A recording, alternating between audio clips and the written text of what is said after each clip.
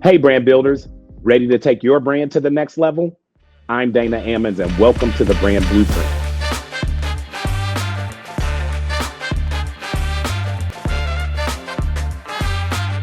Welcome to the Brand Blueprint podcast. Today, we kick off a special two-part series focusing on the essential elements of crafting and amplifying your brand story. I'm thrilled to introduce Natalie Weakly, the founder of Signature Style, who is renowned for helping founders and professionals develop impactful personal brands. Natalie's unique approach combines storytelling, strategy, and style. And this is all in the effort to create authentic and a memorable personal brand.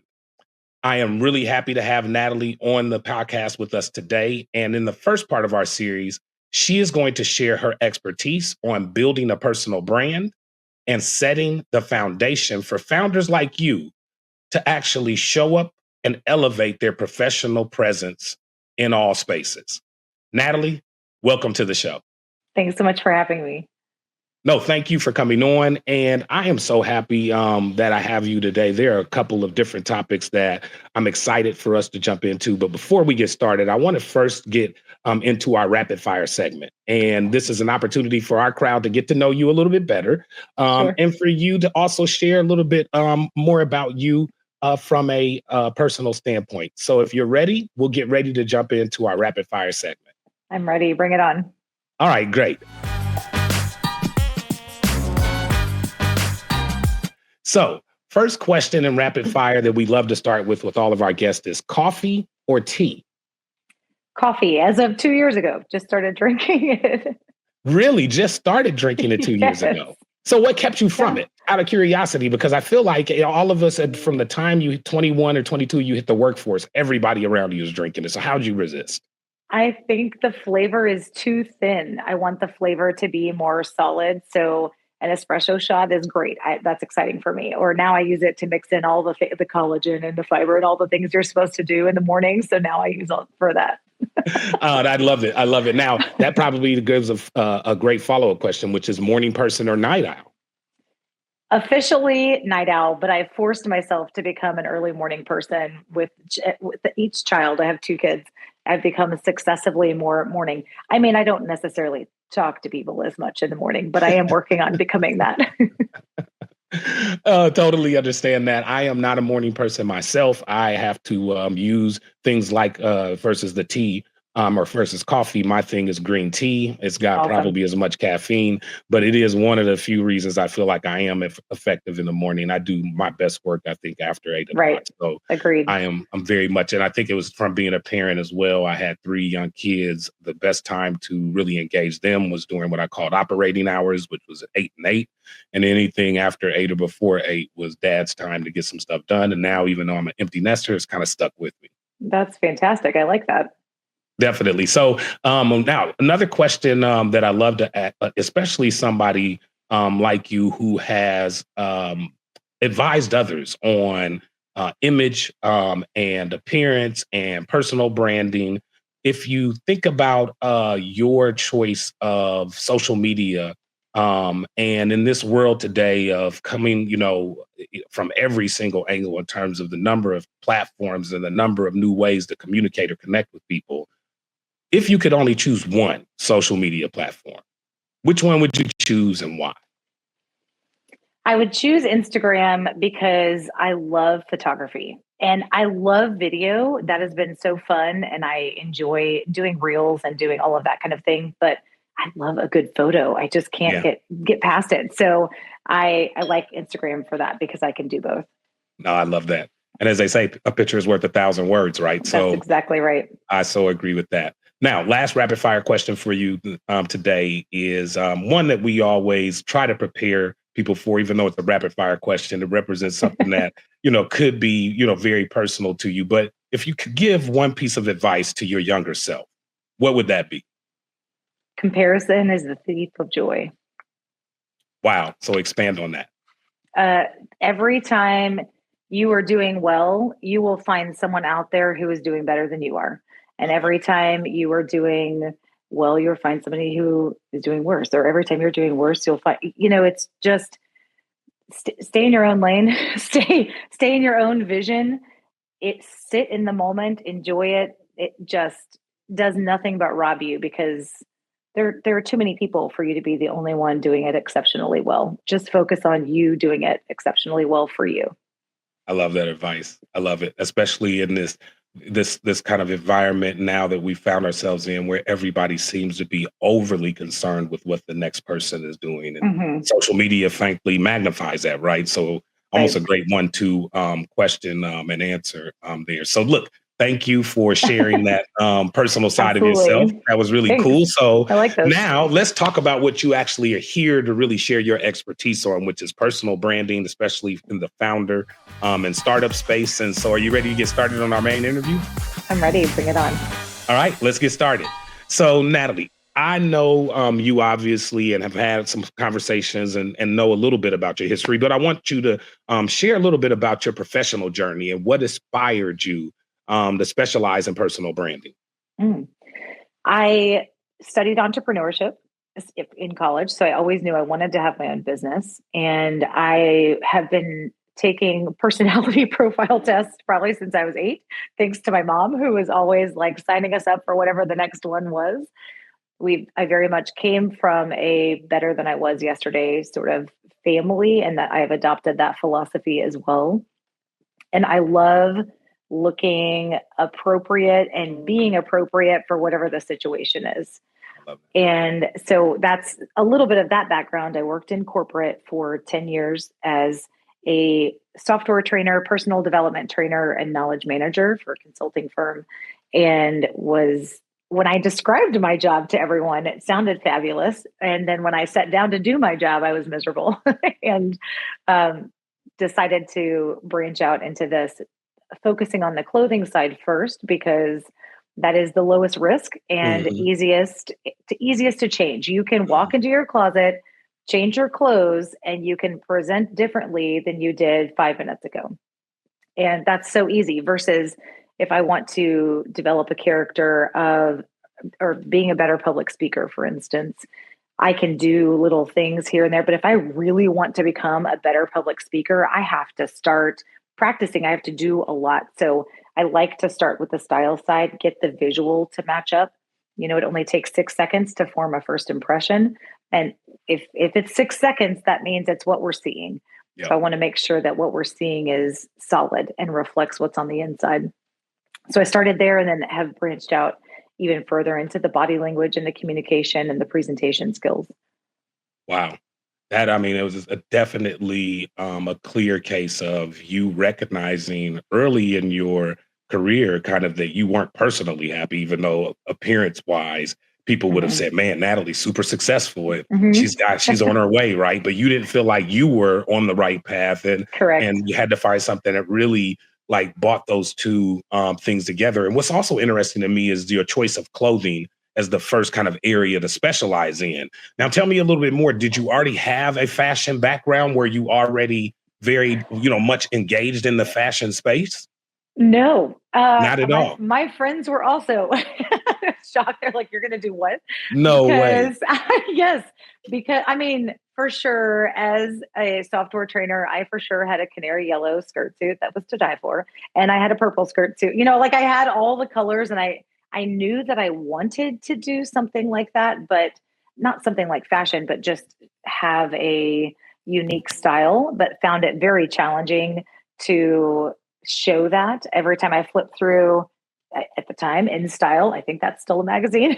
And I felt like I would never wear any of that to work. And also that doesn't reflect me. Also because this is embarrassing to admit, but as an adult, I for sure have had basically a temper tantrum or a breakdown in my closet and thought, this is ridiculous. I need to be able to do this better. And I spent a lot of years trying to find my personal style and then thought, this is crazy. People can do this. I can help people do this in a much shorter amount of time. Nobody has this much time to dedicate to figuring this out. Oh my goodness. I wish you could have been around or a couple of my ex-girlfriends years ago to tell that story. That kind of time, right? Because I'm talking about 2-3 hours. So much time.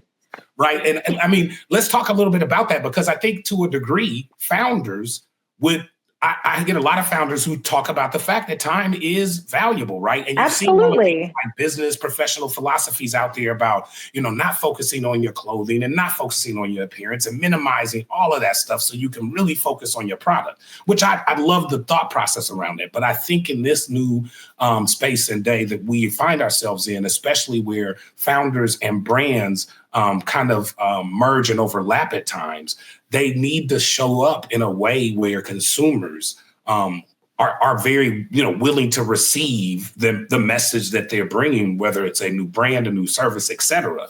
And I think that matters, right? As much as founders in some cases don't think it does. I think it really does. So talk about that balance between time it takes for you to prepare for the day and for the opportunity versus the counterbalance of needing to just be quick and efficient and get out. Right. Well, shameless plug. I can come in and do it for you quickly. But also, if you have some of those things coming up, like if you have several meetings on the calendar for this week, just front load your week, take some time, figure out what you're going to wear, figure out what's going to be the right thing, and then leave it alone. Just give it, because my goal for my clients and for myself is I do spend some thought work figuring out, did I choose this on purpose today? Absolutely, because I want it to be bright. We're talking video tends to dull colors, so I'm going to wear something bright.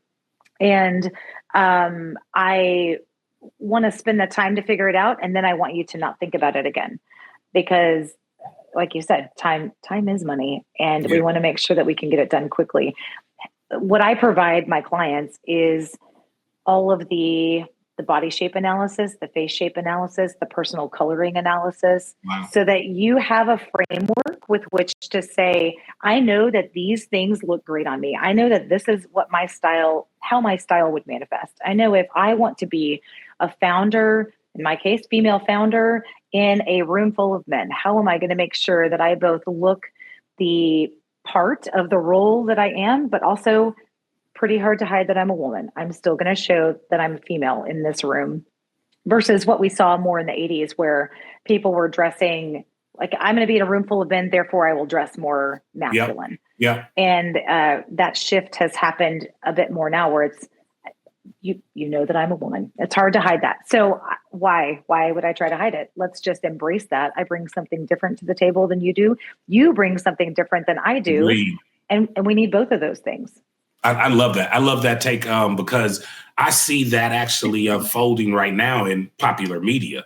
If you think about the transition from, I think, society's perception of what female anchors needed to dress like and needed to appear in the 70s when I grew up in the 80s. And then now, as we came into the early 2000s and then progressed into the mid 2000s, that image has really transitioned into kind of come to work as who you are, as who you might look like, or how you might dress outside on the streets, so to speak, right? Whether it's the Today Show I watch or ESPN with their influx of new female anchors and analysts, there seems to be a much more willingness to let specifically women embrace their full selves in a media environment versus kind of being pigeonholed in this, man, if you wear anything that is really, really, attractive or really, edgy, then we think, oh, she's not there for the content of the job, or he's not really focused on, the story itself, or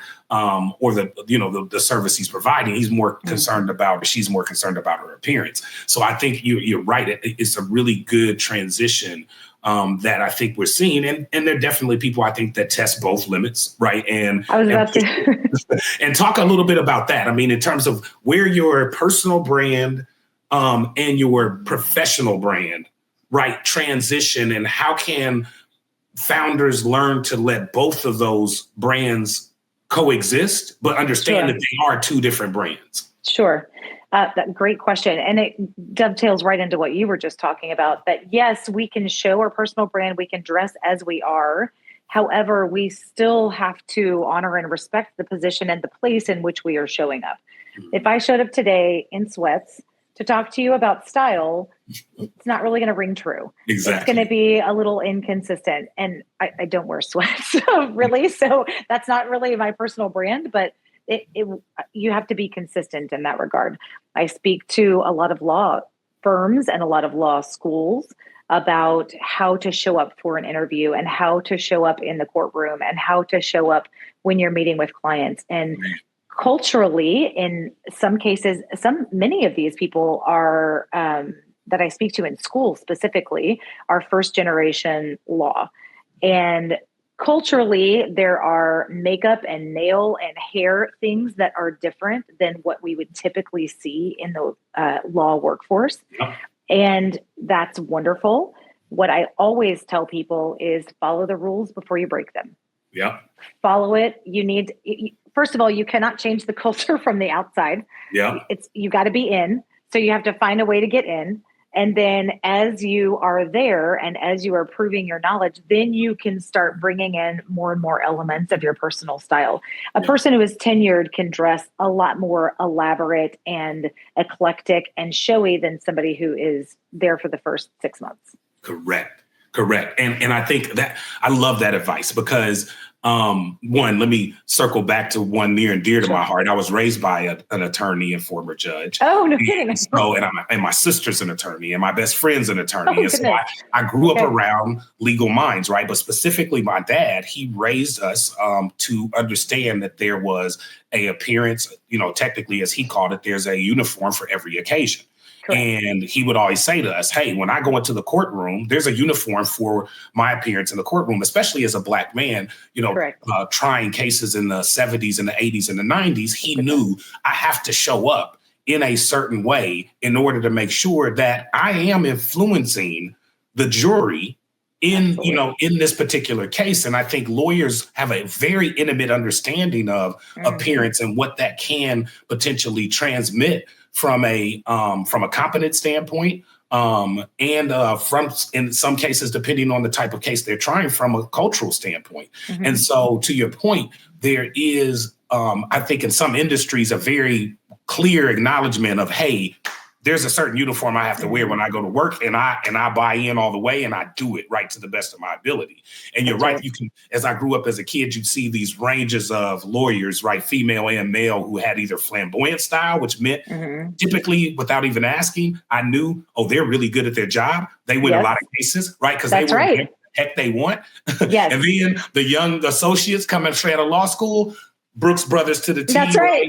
Women especially are everybody suited and booted, as my dad used to say, right? And so I think you're right. The legal field has a grasp on it, but I want to really tie into what you said at the end there, which is kind of understanding where you are in your journey in that environment, right? So back to personal brand and professional brand, what founders tend to make the mistake of is founders tend to come into this founder space saying, hey, I've earned the right to dress however I want. I'm 35, I'm 38, I'm 42. I've been out in the workforce. I'm in my 50s. I'm going to wear what I want because I'm my own boss, right? Mm-hmm. I'm a founder now, so I'm my own boss. I can call what I want. But what they're forgetting is, you might be your own boss in that company of one, right? But when you step out into the world and you try to fundraise, or you try to get distribution for your new brand, or you try to appeal to media and PR agencies on the behalf of your brand, you're the new kid on the block. That's right. So again, now when you're coming in as a new kid, you've got to do what? You've got to play by those rules. So talk a little bit about how founders can both, hone in and dial in what their professional brand should be, and what some of those key components of a strong professional brand look like. Okay. You said you're your own boss, and yes, that is true. And then when you go out into the world, you are subject to everyone else because they get to decide. I mean, you are now a full-time salesperson is what you are. And so everything that you do is now around business development and sales, whether you're fundraising, whether you are selling your product, whether you're selling your service, whether you're just selling you at a networking event for people to talk to you. That is all part of influence and getting people to engage and be with you and I'll say on your team, basically, kind of on your side. One thing that I have my clients do when I first start working with them is have them list the first 5 words that they want someone to think of when they see them.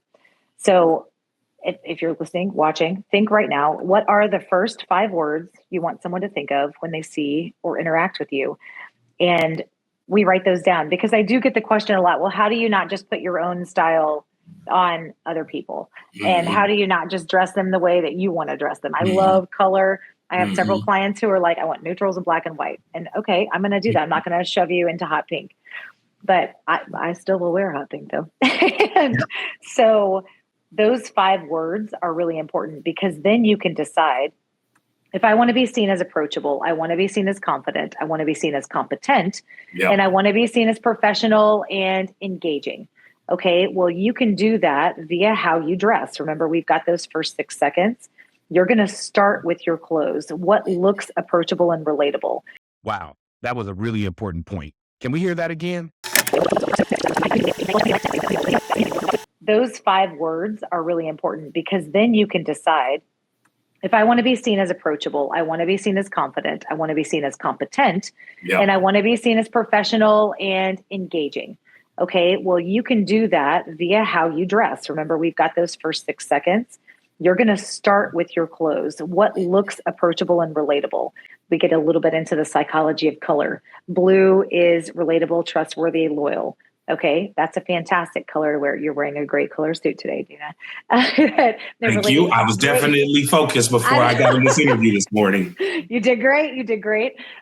Blue is a great color to wear. Green is a great color to wear. I just presented on conflict resolution and the skills involved with navigating that. And red is not a color you want to wear when you're walking into a conflict resolution situation, because it is bright and lively. I mean, this is bright and lively. And if emotions are already high, I don't want to make emotions higher. So thinking about the color you wear, thinking about the style you wear. Do you want to wear a suit and a tie? Do you, and have like full professional, or are you, and I would interview style when you're walking in to ask for money, when you're walking in to get that deal, when you're walking in to negotiate. Those are all great places to do that. At a networking event, maybe you wouldn't do the tie, but you would still wear the suit, because it is a little bit more relaxed and you want to convey a little bit more of the relational aspect. So then you would modify a little bit, but it's always thinking in the least conniving. It's not the word I want to think of, but that's the word I'm going to use. In the least conniving ways possible, you're trying to think strategically about, what is the message I want to convey? And when we talk about personal brand, I mean, pick something you can maintain. Because if you pick, I want to be the cool kid. I'm a nerd. I want to be the cool kid. I want to be a celebrity stylist. I want to be whatever these things are. That's not uber consistent with who I am. I am very much about whoever is standing right next to me. I want to help them. Whoever is, I want to be that relational aspect. I do have some of the aspirational piece, but not much. I just want to, I've done it for me. I want to show you how to do it for you. That's the extent of, and that makes it easier for me to follow that personal brand, versus if I were celeb style status, then I have to wear the Givenchy boots, and then I've got to wear this, and I've got to wear this, and I've got to wear this. And I can choose to do that. But then that is a different level, and that is a different style, and it's not consistent with me. And then it's just harder. Pick something that's you. Think about what's really you on the inside, what really makes you special and unique and interesting, where your heart is. And it doesn't have to be, I know we think, how do you want to help other people? Honestly, it can be selfish at first. It doesn't have to be. The reason I didn't love the other jobs is because I wasn't using my skill set. I had skills I wanted to use that weren't being used. Okay, that's a selfish motivation for starting my own business. It's become much more personal. It's become much more about helping others and helping people get past the hurdles that I experienced. But certainly in the beginning, it was much more selfish, and that's okay. It can be that. I love that. I love that, because there is, I think, to your point, a line kind of where you cross over into doing it for yourself and really letting your personal style choices lead in a way that's, I love that, that's obtainable, right? Like Yes. everything is to stretch to the most expensive and extravagant style of the day, I think what you'll find over time, coming from an old person who also is a nerd like you and has done a bit of studying in this space, to know and kind of learn the hard way that a lot of the trends and the fashionable things that maybe culture or society deems as the right thing to wear may not be the right thing for your budget. Right. Absolutely. And there's I look or at your body. Exactly. Especially for your body. Right. At times, I definitely have put some shoes on over the course of my life and looked down and thought to myself, man, these look way better when they were on the shelf than they do look on my feet. And they definitely got to feel way better because these feel horrible. Right. But I rode through it that night and thought that, man, at least I showed up in the way that I wanted to. And ultimately, to your point, even when you stretch sometimes in those spaces, you find or you get feedback from friends or family and sometimes from kids, in my case, because kids can be the best critics, right? Yes, where they can see you walking out the door and go, Dad, what are you wearing? And why are you doing that? Like, I can remember my daughters at one point telling me, quit tucking in your shirt. And I was like, what do you mean? I'm supposed to tuck my shirt in. And I was doing the classic corporate khakis with my golf shirt tucked in, belt nicely tucked in. My daughters were like, that is so uncool. Like, the shirt has like it's cut in a way, Dad, where you can wear it without tucking it into your pants. Right. And I was like, oh, I guess you're right. This does have the little like cut off bottom where I can wear it out. Right. So I think that's another thing, is just listening, not to yourself, but also to the people around you who you consider close to you. Absolutely. Now, let's talk to me a little bit about where you see the future of personal branding headed. As you know, to your point, I'm starting to see kind of a boomerang effect in terms of high fashion. And now I feel like people are buying into sustainability and upscale fashion and thrift and resale as a way to kind of source a lot of their clothing choices, et cetera. And I'm also seeing a huge movement around, wearing or adding things to your personal style that are really about just making you stand out, like in a very noticeable or obvious way. What do you see in terms of some of the trends coming down the pipe, and how do you think that will affect personal branding in the future? I do think partially because of the role of social media, the authenticity piece of, similar to what we've been talking about, of making sure that the brand is authentic to you. People, because we are getting so much input, it's easier now to see when someone is being fake and easier to see because now our eyes are more practiced. Whereas before, when influencer was a new thing, we're like, oh my gosh, that's amazing. They're just always like that. No, they're not. That's not sustainable. I mean, some are, but not too many. So I do see the authenticity piece. I do see more of sustainability. And it's actually plays right into what I do with my clients, because my goal is for you to buy things that stay in your closet, not forever, but sort of. I mean, I want you, maybe you spent $300 on a top, but then I promise you're going to have that top for 5 to 6 years at a minimum. Yep. Because you're going to be able, it looks like you, and it fits your body, and it fits your personal coloring. And so just by nature of that, it's not going to be the thing that you kick out. When you just grab the little thing, like you mentioned, your shoes, you grab that one trend item. How many times did you wear those shoes? Once. Exactly. Literally. So that was a very expensive cost per wearing. So if I spend $300 on a top, and even if I only wear the top twice and I keep it for 3 years, I've only spent $50 per wearing on that top. And that is a good investment. That's a better investment than me buying a $50 top that was just kind of okay every 6 months. Can we hear that again? When you just grab the little thing, like you mentioned, your shoes, you grab that one trend item. How many times did you wear those shoes? Once. Exactly. Literally. So that was a very expensive cost per wearing. So if I spend $300 on a top, and even if I only wear the top twice and I keep it for 3 years, I've only spent $50 per wearing on that top. And that is a good investment. That's a better investment than me buying a $50 top that was just kind of okay every 6 months.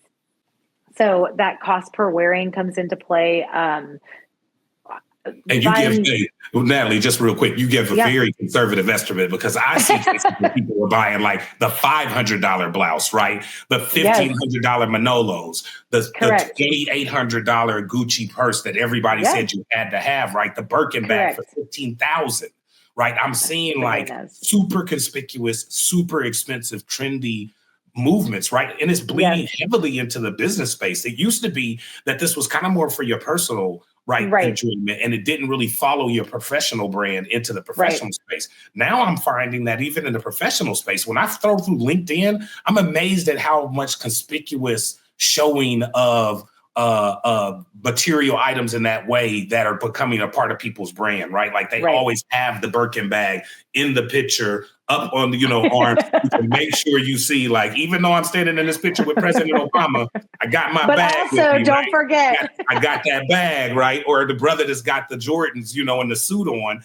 And I see brothers who really wear the tennis shoe suit combo. I've pulled it off, I think, rather effectively, but I think there's a limit to it, at times. And I've seen sometimes the mismatch of shoes where you're wearing like literal, like LeBron 18, he just wore them on the court tennis shoes, with a Brooks Brothers suit. That's not probably the right match, right? But you're so proud that you spent the $350 on the shoes, you got to wear them, right? So any other mistakes that you can think of that you have seen over your career that you're like, oh my God, just these are some easy mistakes in personal branding to avoid?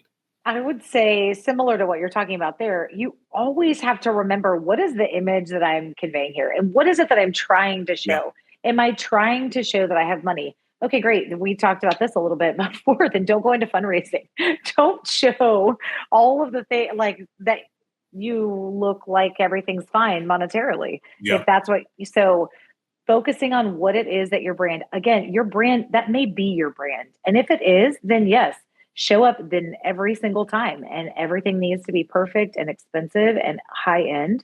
And then that is the kind of person that you will likely attract. And that's great if that's what you're going for. But if you're not, if your person, this is why so many of the business schools and all of those things are like, okay, well, who is your person? Who are you marketing to? So that you can meet them where they are. And that is hard in the beginning. So I do see people picking someone that's not necessarily consistent with them and where they are. But do that thought work. If you don't have the perfect answer, that's okay. It took me a long time to come up with my perfect answer of who my person was and what they were doing, and how then I would need to show up to show that person that I can help them. So thinking about those things, I think we tend to do it because that's what the crowd is doing. Well, okay, that going back to comparison is the thief of joy. If the crowd is doing it, that's great. You can do it if you want, but is that what you were supposed to be doing? Correct.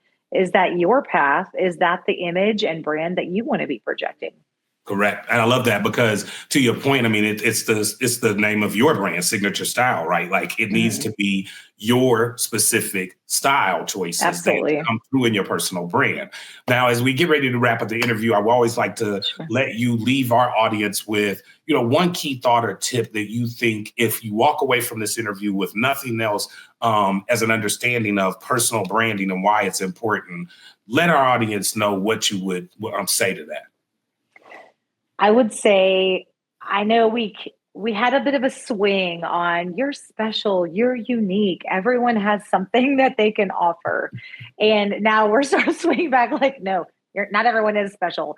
And the caveat to that is, no, your individual skills, you're not the only person who offers that particular skill.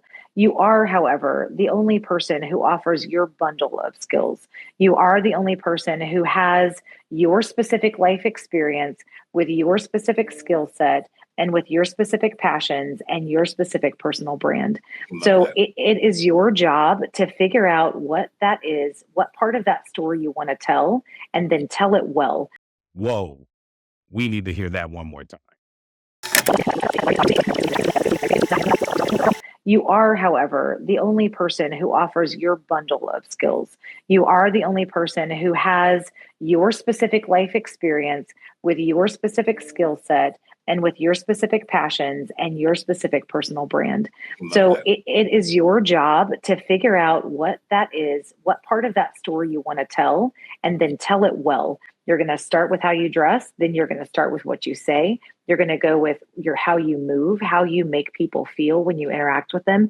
Certainly, we have some base feelings we want everyone to do. We want people to treat each other with respect. We want to have people treat each other with kindness. Those are some of our base things. But we have, I going back to a little bit of that comparison is the thief of joy part. I think we tend to say, oh, they have everything, and I just have this one thing. You know what? All it takes is one thing. Yep. All it takes is one aspect. Whatever you bring to the table, you're doing your circle, and your circle may be 5. Your circle may be your kids. Your circle may be your spouse or your partner, whatever it is. You're doing your circle a disservice by not contributing and bringing to the table what you have to offer. I love that. I love that. I love that. That's a great place. I think we will be running that as part of our trailer quote for this episode. You said a lot there, but it's definitely something I want listeners to take to heart, because you've given us a lot of great advice today. I really appreciate you coming on the show. I'm looking forward to following up this interview with a discussion around PR and how personal branding can really come to life in that space. But before we go, I want you to, I always want our listeners to know where they can reach out and find you online, give them your socials, etc. As the listeners should also know, Natalie is a partner in our referral system at VGP. She is somebody I send my clients to. So if you are in need of a good personal branding expert like Natalie, and you can't find her information via this episode, feel free to reach out directly to us at VGP, or go to the website for this episode, where we will have her bio in addition to links to all of her important pages and platforms. So Natalie, let them know where to find you. Fantastic. Well, I'm everywhere. You can find me on Instagram. It's just my full name, Natalie Weakly, not strongly, but weekly. Although my kids will walk around saying, it's strongly. We are strongly. I'm like, yes, that is exactly right. I love that. I'm on Instagram, TikTok, LinkedIn. My website is my name as well. And all my contact information is there. And it would be an honor to help work through with your listeners and the people of Value Growth, how to work through their personal brand and really show their best so that they can accomplish their goals. Eventually, the brand, we focus on it, so then you don't have to think about it. So then you can just go do your goals and be amazing. I love that. I love it. I love it. Listen, Natalie, thank you so much for sharing your valuable insights today. I think our audience is really going to benefit from your expertise on personal branding. You gave a lot of great tips and advice. I want to make sure our audience goes back. If you jumped in at the end of this interview or you skipped ahead, go back and watch it in full. A lot of advice packed into a short amount of time, which is exactly how we like to do it on the Brand Blueprint, because we know that as professionals and founders, you don't have a lot of time to get this information, and we want to give it to you as quickly and as succinctly as possible. And Natalie did that today for us. So again, thank you for joining the Brand Blueprint. We look forward to having you back as a periodic guest to share ongoing expertise in this space.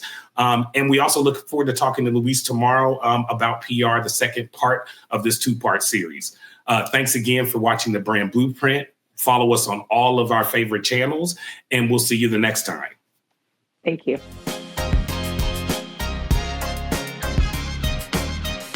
Thanks for joining us on the Brand Blueprint journey. Make sure to follow us on all of our social media platforms to stay updated. Watch the full episodes on our YouTube channel for an in-depth experience. Don't forget to subscribe to our website at thebrandblueprint.biz for exclusive content and materials. We're everywhere you need us to be.